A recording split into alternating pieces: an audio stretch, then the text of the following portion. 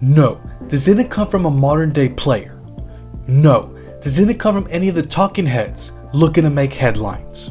And no, this didn't come from someone who played in that era who was looking to exact revenge on their rival one last time. We're talking about someone who exposed one of the NBA's most legendary players from the 60s while he was still playing. Before we start, I must put the disclaimer. For those who are looking to throw hands from the title of the video, I'm not here to trash that era of basketball. In fact, I have tons of tribute videos from players of the pre-merger. I'm just a messenger. All I'm doing is presenting to you the information, and we can have a deeper discussion about this in the comments. As always, I welcome everyone to express their opinions. The player that was thrown under the bus was Bob Pettit. For many people, he holds the title of the most underrated player in all of basketball history. Here's a brief summary of his extensive Hall of Fame resume. He's a two-time MVP winner.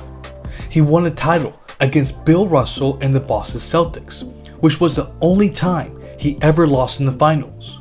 He's an 11-time All-Star. He has 11 All-NBA selections. He led the league in scoring twice.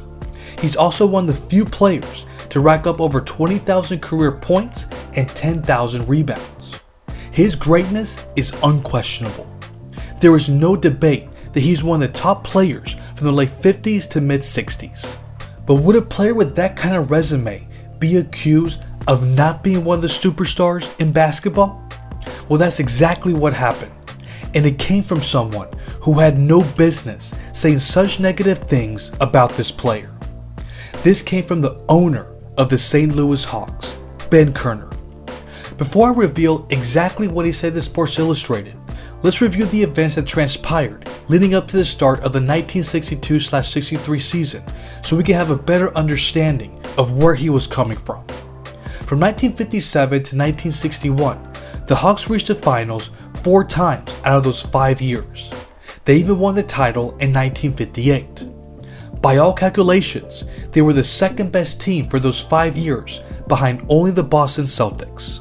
Then in the 1961-62 season, Bob Pettit had his best statistical year. He recorded the highest scoring average of his career. He posted 31.1 points and 18.7 rebounds per game. He only missed 2 games that season. The Hawks' second best player, Cliff Hagan, was arguably a top 10 player in the league.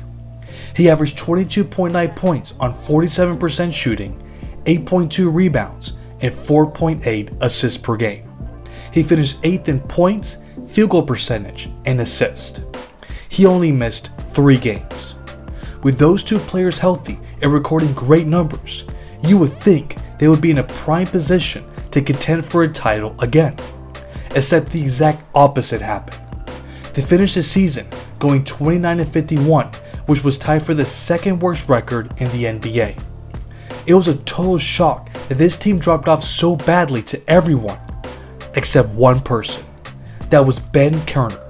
Here's what he said to Sports Illustrated in the fall of 1962 when asked about his big 3, Bob Pettit, Cliff Hagan, and Clyde Lovellette, and the team's struggles. Quote, "They are good players. They won me 5 division championships. Can I knock that? But these days, you must have superstars in basketball.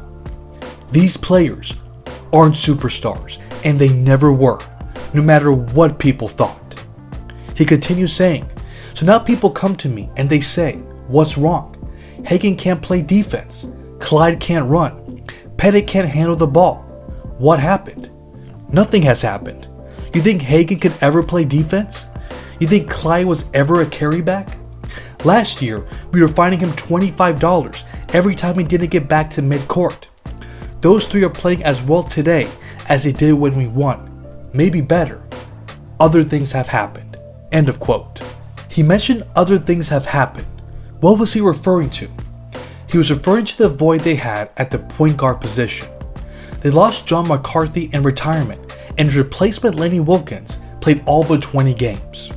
They suffered big time without having someone to bring the ball up the court.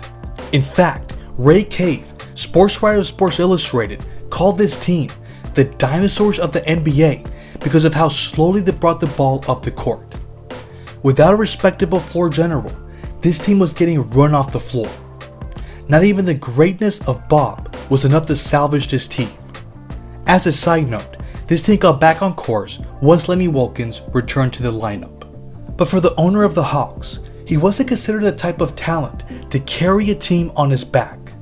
That's something that players such as Wilt and Oscar Robertson were able to do for their teams on a yearly basis. Elgin Baylor and Jerry West also could carry a team for periods whenever their co-star was hurt. Bill Russell could do the same with his defense alone. But did Bob Pettit need a team full of talent to succeed? Although he was an incredibly hard-working player, his talent level seemed to have always been in question. Most famously, Bill Simmons quoted the award-winning sports writer Bob Ryan in his book of basketball, and he mentioned that he couldn't dunk unless a donut and coffee were involved. So if that was the case, then how come he dominated in an era full of legendary players? Does this speak badly for the NBA in the 60s? That a player who could barely touch the rim was averaging nearly 30 points and 20 rebounds per game? Here's my take on this matter. Just like any era, the NBA had A-list stars that I have high regard for. It's the next tier of players that I have some issues with. Take for example the 1961-62 season. There were only 113 players in the league. Compare that to the 517 players that have suited up this year. Now you would think that a league with so few players would mean that the teams were full of talent, but that wasn't the case. I would say that half of these players were nothing special. A player like Bob Pettit can absolutely dominate a team like the Chicago Packers, who had the 6'7" Woody Salisbury as their starting power forward. I believe he benefited from playing in that era. I also believe that Bob Pettit wasn't in the same class as players such as Russell, Wilt, Elgin, West, and Oscar. For me, they're all somewhere in my top 20 players of all time. I personally have Pettit just outside the top 30. I think that's what the owner of the Hawks was trying to say more than anything. If that's the case, then I agree with him. If he hinted that he was overrated, then who am I to argue with him? He saw this guy play more than anyone else. But what about you all? Do you think those comments he said about his player were fair, or was it the harsh truth? How do you think we should view Bob Pettit in that era of basketball? Let me know in the comments. Thanks for watching.